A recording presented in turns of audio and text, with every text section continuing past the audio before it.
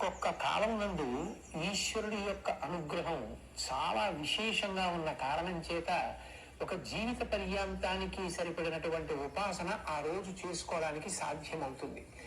అటువంటి వాటిలో ఒక తిథి మహాశివరాత్రి. అందుకే జన్మానికి ఒక శివరాత్రి అని పేరు వచ్చింది. ఆ మహాశివరాత్రి మాఘమాసంలో వచ్చేటటువంటి కృష్ణ పక్షంలో అర్ధరాత్రి వేళటికి చతుర్దశి పరివ్యాప్తమైతే దాన్ని మహాశివరాత్రి అని పిలుస్తారు. మనకి దక్షిణాయనం ఉత్తరాయణం రెండు ఆయనములు. ఇందులో శ్రావణ మాసంలో బహుళపక్షంలో వచ్చేటటువంటి అష్టమి తిథి నాటి అర్ధరాత్రి వేళ కరచరణాదులతో కృష్ణ పరమాత్మ ఆవిర్భవించారు. ఆయన అర్ధరాత్రి రావడానికి కారణం జగద్గురువై లోకములకు అజ్ఞానపు చీకట్లు పోగొట్టి దేశకాలములతో సంబంధం లేకుండా అందరూ తరించడానికి వీలైనటువంటి ప్రస్థానత్రయంలో ఒకటైనటువంటి భగవద్గీతని ఇచ్చారు. మళ్ళీ అక్కడ నుంచి 6 నెలలు లెక్క పెడితే మాఘమాసం వస్తుంది. శ్రావణం నుంచి భాద్రపదం, ఆశ్వయుజ మాసం, కార్తీకం, మార్గశీర్షం, పుష్యం, మాఘం. ఈ 6 నెలల్లో 6వదైనటువంటి మాఘమాసంలో వచ్చినటువంటి కృష్ణపక్ష చతుర్దశి అర్ధరాత్రి వేళ పరమశివుడు లింగాకారంగా ఆవిర్భవించాడు. అది ఎంత పెద్ద లింగము అంటే యజుర్వేదం దాని గురించి మాట్లాడింది. ఆ పాతాళ నభస్థలాంత భవన బ్రహ్మాండమావిస్ఫురత్ జ్యోతిస్ఫాటిక లింగమౌళి విలసత్పూర్ణేందు వాంతామృతై అస్తోకాప్లుతమేకమీశమనిశం రుద్రాను వాకాన్ జపన్ ధ్యాయేత్ ఈప్సిత సిద్ధయే ధ్రువపదం విప్రోభిషించేచ్చివం బ్రహ్మాండ వ్యాప్త దేహ భసిత హిమరుచాభా సమానా భుజంగై కంఠే కాళాః కపర్దా కలిత శశికళాశ్చండ కోదండ హస్తా ప్రేక్షా రుద్రాక్షమాలా సులలిత వపుష శాంభవా మూర్తిభేదా రుద్రాశ్రీ రుద్రసూక్త ప్రకటిత విభవాన ప్రయచ్చస్తు సౌఖ్యం అంది. పాతాళం కన్నా కింద నుంచి పైన ఉన్నటువంటి అంతరిక్షం కన్నా ఇంకా పై వరకు ఒక జ్యోతిర్లింగము ఆవిర్భవించింది. అర్ధరాత్రి వేళ బాగా కంటిని ఆకర్షించేది ఏది అంటే జ్యోతి. శ్రావణ మాసంలో అర్ధరాత్రి వేళ జ్యోతిస్వరూపుడై జగదాచార్యుడై కరచరణాదులతో కృష్ణ పరమాత్మ వచ్చారు. 6 నెలల తరువాత అర్ధరాత్రి వేళ కరచరణాదులు లేవు, కానీ ఒక రూపం ఉన్నది. అందుకే అరూప రూపి అంటారు శివలింగాన్ని. అంత పెద్ద శివలింగం జ్యోతిస్వరూపంతో ఆవిర్భవించింది. అంత పెద్ద జ్యోతిస్వరూపమైనటువంటి జ్యోతిర్లింగం కనుక అది అజ్ఞానపు చీకట్లు పోగొడుతుంది.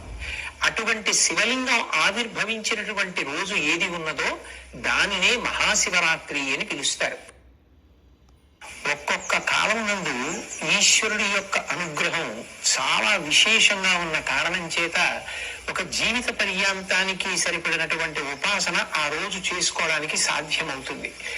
అటువంటి వాటిలో ఒక తిథి మహాశివరాత్రి. ఇప్పుడు మనం విన్నాం కదా శ్రీ చాగంటి గురువు గారు చెప్పింది. నాకైతే ఇవన్నీ తెలుసుకోవాలంటే చాలా చాలా ఇష్టం. తెలుసుకుని ఏదైనా మనం చూస్తే అది మన మనసుకు పడుతుంది కదా. ఇప్పుడు నేను చూసేది అమెరికాలో ఉన్న రెడ్మాండ్ ప్రదేశంలో ఉన్న ఎల్వి లక్ష్మీ వెంకటేశ్వర టెంపుల్. మేము అమెరికా నుంచే వచ్చాము. సమ్మామిష్ మా అబ్బాయి ఇల్లు. మేము అక్కడి నుంచే వచ్చాము. 6.5 నెలలు అయింది. నేను ఇప్పుడు PP Reddy retirement home cum rehabilitation సెంటర్లో ఉండి మాట్లాడుతున్నాను. మేము వచ్చి 6.5 నెలలు అయింది. ఇప్పుడు అక్కడ లైవ్ చూస్తున్నాను. వాషింగ్టన్ స్టేట్ ఇది. వాషింగ్టన్ స్టేట్లో సమ్మామిష్ ప్లేసు. ఎక్కువ మందికి సియాటిల్ అంటే తెలుస్తుంది. అక్కడ ఫేమస్ అయితే బాగా మైక్రోసాఫ్ట్ హెడ్ ఆఫీస్ అని కూడా. తెలియని వాళ్ళ కోసం అది కూడా చెప్తామన్నమాట. అక్కడి నుంచే వచ్చాము మేము. కొన్నాళ్ళు ఉండటానికి ఇండియాకి వచ్చాము. ఇప్పుడు అక్కడికి వెళ్తూ ఉండేవాళ్ళం అన్నమాట. ఇంతకీని మేము అక్కడ సెటిల్ అయిపోయి 2017లోనే ఆల్మోస్ట్ సెటిల్ అయిపోయాము. సిటిజన్షిప్ వచ్చి అప్పుడే నియర్లీ 2.5 years అయిపోతుంది. నాకు అందుకని ఆ గుడితోటి బాగా అనుబంధం ఎక్కువ కదా.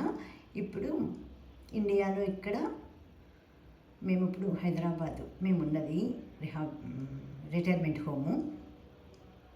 బాలాపూర్ నియర్ మల్లాపూర్ విలేజ్ అనమాట.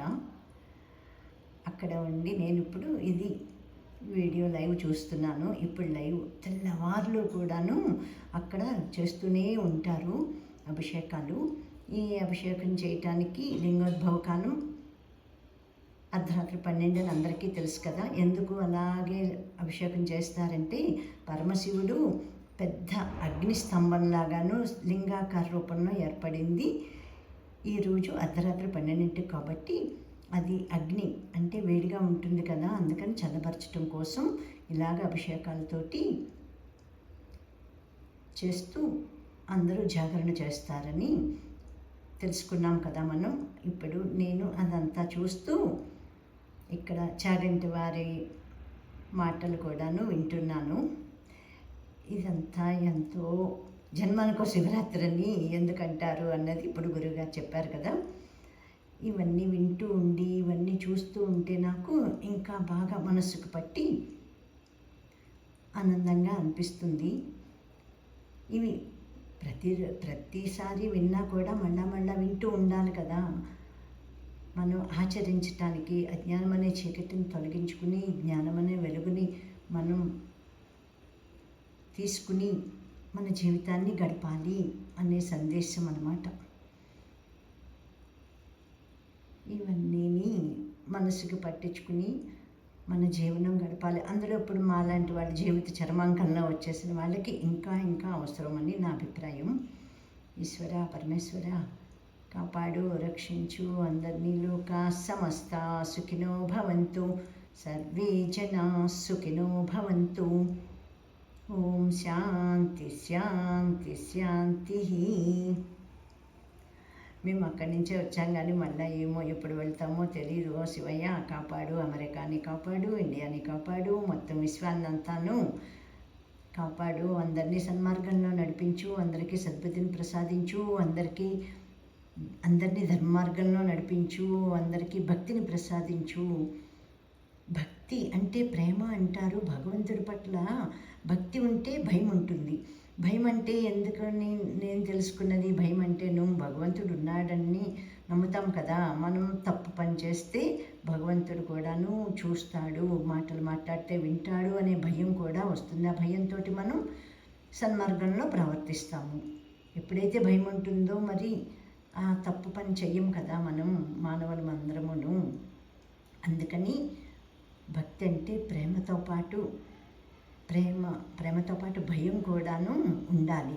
భగవంతుడు ఉన్నాడు, పైనుంచి చూస్తున్నాడు అట్లాగనుకుంటే చాలా వరకు ఏ మనిషి చేయాలనుకున్న తప్పులు చాలా వరకు అరికట్టబడతాయి.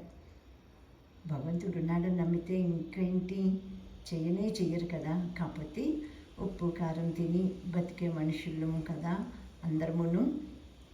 ఇలాగ జరిగిపోతూ ఉంటాయి. అప్పుడప్పుడు ఏది తప్పదు ఈ సంసారం అనే మహాసాగరాన్ని ఎదటంలోనూ.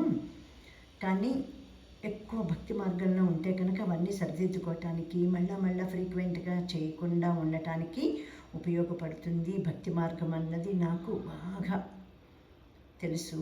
ఇప్పుడు ఏదైనా మనం తప్పు చేస్తే పెద్దలందరూ ఏం చెప్తున్నారు, కనీసం అది తెలుసుకుంటే మళ్ళాను భగవంతుడి దగ్గరికి వెళ్ళి బాధపడి నువ్వు క్షమాపణ చెప్పుకో. అలా చెప్పుకుంటే కనుక మళ్ళా చేయకుండా ఉండే శక్తిని ప్రసాదిస్తాడు భగవంతుడు పరమాత్మ. సర్వాంతర్యామి అమ్మవారైనా అయ్యవారైనా ఎవరైనా కూడాను అని ఋషుల వాక్యాలు కదా. కాబట్టి అన్నీ తెలుసుకుని మన జీవనం అన్ని విధాలుగాను మనం సద్వినియోగం చేసుకుంటూ జీవితాన్ని సార్థకత ఏర్పరచుకోవాలి. మన జీవితాలకి భగవంతుడు ఇచ్చిన ఇంత మంచి జన్మ ఒకే ఒక్కటి జీవితం. ఇది 84 లక్షల జీవరాశుల్లోనూ మనం మనిషిగా పుట్టటమే ఒక గొప్ప అదృష్టం. ఆ జీవితాన్ని సద్వినియోగం చేసుకోవటం ఇంకా మన కర్తవ్యం. ఇదంతా తెలుసుకుని బ్రతికే శక్తిని ప్రసాదించు పరమేశ్వర. పార్వతీ పరమేశ్వర పాహిమాం రక్షమాం. లోకా సమస్తా సుఖినో భవంతు, సర్వే జనా సుఖినో భవంతు. ఓం శాంతి శాంతి శాంతి.